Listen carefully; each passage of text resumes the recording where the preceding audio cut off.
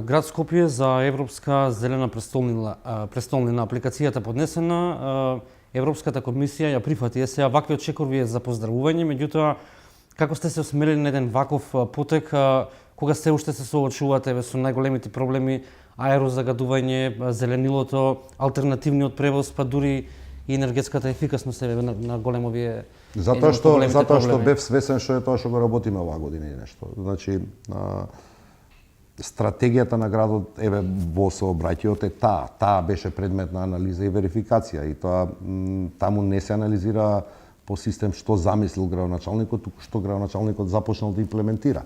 Значи ние Европската комисија ја запознавме за тоа до кај сме стасани со трамвајскиот превоз.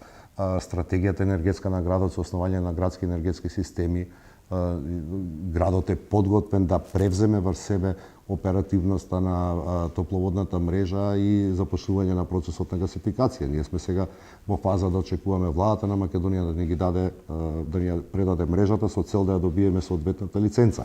Значи тоа било предмет на анализа.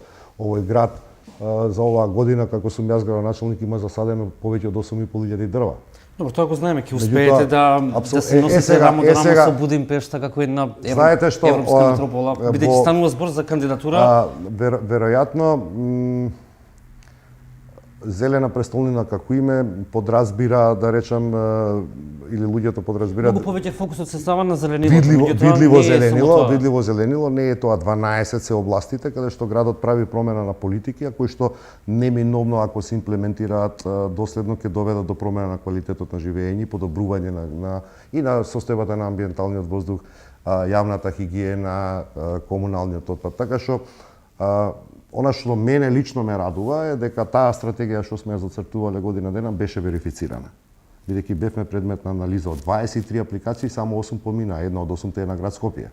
Дали ќе успееме, не знам. Јас би сакал, затоа што тоа е навистина, таму ве мерат од каде сте почнали и до каде ќе стасате. Може и ќе излеземе во следната фаза, ама тоа не треба да не обесхрабри. Добро, ќе бидете под мониторинг, претпоставувам за... Да, ама самиот факт што, да речам, она што сме го работеле во изминатаа година е верифицирано дека е добра стратегија и гаранција дека ќе имаме добар развој на градот во следниве 20 или 30 години, ќе ги решаваме дневно проблемите кои што се јавуваат секојдневно.